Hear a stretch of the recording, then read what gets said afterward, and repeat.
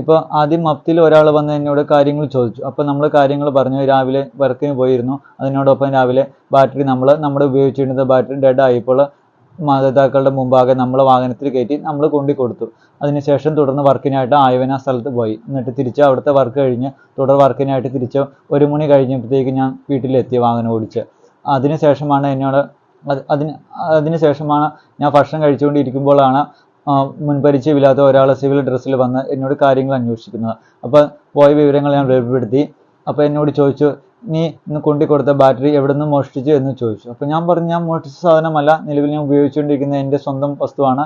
ഞാൻ കടയിൽ കൊണ്ടുകൊടുത്തു, നിലവിൽ വർക്ക് ചെയ്യുന്നില്ല, പുതിയത് വാങ്ങാൻ വേണ്ടിയാണെന്ന് പറഞ്ഞു. അപ്പോൾ എന്നെ ബലമായിട്ട് വീടിന് വെളിയിലേക്ക് വിളിച്ചുകൊണ്ട് പോവുകയും തുടർന്ന് അപ്പുറേ റോഡിനോട് ചേർന്ന് ഒരു പോലീസ് വാഹനം കിടപ്പുണ്ടായിരുന്നു. അത് ഞാൻ കണ്ടില്ല. അത് നിലവിൽ ആ വാഹനം മുറ്റത്തേക്ക് കയറി വരികയും അവിടെ നിന്ന് പോലീസ് ഉദ്യോഗസ്ഥർ പുറത്തിറങ്ങി എന്നോട് വാഹനത്തിൽ കയറാൻ ആവശ്യപ്പെട്ടു. ഞാൻ അവരോട് ചോദിച്ചു, എന്തിൻ്റെ അടിസ്ഥാനമാണ് എന്നെ കൊണ്ടുപോകുന്നത്? എനിക്ക് പരാതിയോ യാതൊരു രേഖകളോ എന്നെ കാണിച്ചു തന്നിട്ടില്ല. ഇത് അവരോട് പറഞ്ഞ് മനസ്സിലാക്കുമ്പോൾ അവരെ വീട്ടിൽ കയറി നോക്കുവാനോ യാതൊന്നും ചെയ്യുന്നില്ല. ബലമായിട്ട് അവർ 4 പേര് ചേർന്ന് എൻ്റെ കയ്യിലും കാലിലും കഴുത്തിലും പിടിച്ച് ബലമായി തിരിക്കുകയും മുറ്റത്തെ കൂടെ ചെരുപ്പ് ധരിച്ചിരുന്നില്ല എന്നെ മൃഗീയമായി വലിച്ചിഴിച്ച് കൊണ്ടുപോവുകയും ചെയ്തു. ആദ്യ ശ്രമത്തിൽ തന്നെ എൻ്റെ കാല് മുറിഞ്ഞ് ഒത്തിരി ബ്ലഡ് തന്നെ പോയി. അതിനുശേഷമാണ് എനിക്ക് അവർ ചെരുപ്പിടാൻ അനുവദിച്ചത്. തുടർന്ന് പോലീസ് വാഹനത്തിലേക്ക് അവർ ബലമായിട്ട് തള്ളി കയറ്റുകയായിരുന്നു. എന്നിട്ട് അതിനുശേഷം വാഹനത്തിനുള്ളിൽ ഇരുത്തിക്കൊണ്ടാണ് എൻ്റെ കൈ ഒരു പോലീസ് ഉദ്യോഗസ്ഥൻ കൈ പിടിക്കുകയും കുനിച്ച് നിർത്തിയിട്ട് അവർ മുതുകിനിട്ടും കഴുത്തിൻ്റെ ബാക്കിലുമാണ് എനിക്ക് മർദ്ദനമേറ്റത്. ആ മർദ്ദനത്തിൽ എനിക്ക് 2-3 മിനിറ്റത്തേക്ക് വേദന സഹിക്കാണ്ട് എനിക്ക് മെമ്മറി നഷ്ടപ്പെട്ടു. അതിനുശേഷം നേരെ മൂവാറ്റുപുഴ ഗവൺമെൻറ് ഹോസ്പിറ്റലിലേക്ക് മെഡിക്കൽ എടുക്കുവാൻ എന്ന് പറഞ്ഞ് കൊണ്ടുപോയി. അവിടെ പോയപ്പോൾ കാര്യങ്ങൾ ചോദിച്ച് മനസ്സിലാക്കിയതിന് ശേഷം നേരെ 5 മിനിറ്റിൻ്റെ നടപടികൾ കഴിഞ്ഞ് എന്നെ സ്റ്റേഷനിൽ കൊണ്ടുപോയി. അവിടെ ചെന്നപ്പോൾ എൻ്റെ മാതാവും ഉണ്ടായിരുന്നു. വാഹനത്തിൽ ഓട്ടോറിക്ഷയിൽ മാതാവും ഉണ്ടായിരുന്നു. അതിനോടൊപ്പം തന്നെ ബിനോയ് ഭാസ്കർ എന്ന എൻ്റെ അയൽവാസി ചേട്ടൻ അവിടെ വന്നു, കാര്യങ്ങൾ തിരക്കി. അപ്പോൾ അവരോട് സംസാരിച്ചു. ഈ പോയ ബാറ്ററിയുടെ ബില്ലുമായിട്ട് വന്ന് ഒത്തു നോക്കാൻ പറഞ്ഞു. അപ്പോൾ അവിടുത്തെ ജീവനക്കാരെ വിളിച്ച് ബാറ്ററി കൊണ്ടുവന്ന് ബില്ലുമായിട്ട് അവർ ഒത്തു നോക്കി.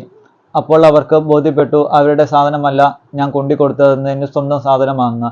അവരുടെ നഷ്ടപ്പെട്ട സാധനം 2023 പുതിയ മോഡൽ സാധനമായിരുന്നു. ഞാൻ നിലവിൽ കടയിൽ കൊണ്ടുകൊടുത്ത സാധനം എൻ്റെ ഉപയോഗത്തിലുള്ളതും 10 വർഷമായി ഞാൻ ഉപയോഗിച്ചുകൊണ്ടിരുന്ന എൻ്റെ ബീക്കൺ എന്ന് പറഞ്ഞ ബാറ്ററി ആയിരുന്നു. അതിൻ്റെ ബില്ല് കണ്ട് അവർ ബോധ്യപ്പെട്ടപ്പോൾ എന്നെ വേറെ 10 മിനിറ്റിന് ശേഷം വേറെ കാര്യങ്ങളൊന്നുമില്ല, നീ വീട്ടിലേക്ക് പൊക്കോ എന്ന് പറഞ്ഞ് എൻ്റെ മാതാവിന് കൂടെ ബിനോയ് ഭാസ്കറിൻ്റെ കൂടെ തിരിച്ച വാഹനത്തിൽ എന്നെ തിരിച്ച് വീട്ടിൽ വന്നു. ഞാൻ ആരോഗ്യപരമായിട്ട് ബുദ്ധിമുട്ടെന്ന് പറഞ്ഞാൽ എനിക്ക് വേറെ ഒത്തിരി വെയിറ്റ് എടുക്കാനോ കുനിയാനോ നോർമലി ഇങ്ങനെ ഒത്തിരി സംസാരിക്കാനോ ഇങ്ങനെ നോക്കാനോ വളരെ ബുദ്ധിമുട്ടുണ്ട്. പിന്നെ MRIയിൽ ഡോക്ടർ പറഞ്ഞത് ചതവുണ്ട്, അതുകൊണ്ട് എത്രയും പെട്ടെന്ന് വിദഗ്ധ ചികിത്സകമായിട്ട് കോട്ടയം മെഡിക്കൽ കോളേജിലോ അല്ലെങ്കിൽ കളമശ്ശേരി മെഡിക്കൽ കോളേജിലേക്ക് അവർ റെഫർ ചെയ്തിരിക്കുന്നത്. ഞാൻ ആലുവ SP-ക്കാണ് കൊടുത്തിരിക്കുന്നത്. ആലുവ SP-ക്ക് കൊടുത്തിരിക്കുന്നത്.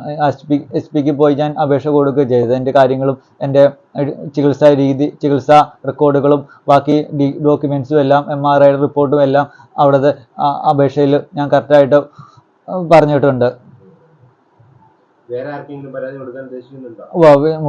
ഞാൻ മനുഷ്യാവകാശ കമ്മീഷനിലും മുഖ്യമന്ത്രിയുടെ പരിഹാര സെല്ലിലുമാണ് നിലവിൽ ഈ പരാതി കൊടുക്കാൻ ഞാൻ ഇനി തുടർ നടപടികൾ ചെയ്യുന്നത്.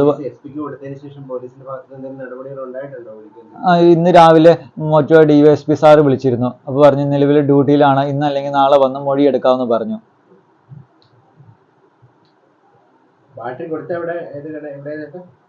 ബാറ്ററി കൊടുത്തത് നമ്മുടെ പേട്ടയിലുള്ള ആക്രി കടയിലാണ് കൊടുത്തിരുന്നത്. ബില്ല് തന്നില്ല. അവർ ബില്ല് പേപ്പറിൽ മാത്രമേ തന്നുള്ളൂ. വേറെ GST ബില്ലോ കമ്പ്യൂട്ടർ ബില്ലോ ഒന്നും തന്നില്ല. എഴുതി തന്നത് നിലവിൽ എൻ്റെ പേഴ്സിൽ ഉണ്ടായിരുന്നു. അത് നോക്കണം. നിലവിൽ എല്ലാവർക്കും അങ്ങനെയാണെന്ന് കൊടുക്കുന്നത് പറഞ്ഞ്. ഈ ആക്രി കടയിൽ GST ഇല്ലാത്തതുകൊണ്ട് നോർമൽ ബില്ലുകൾ മാത്രമേ കൊടുക്കൂ. ചിലവർക്ക് ബില്ല് കൊടുക്കുകയില്ല.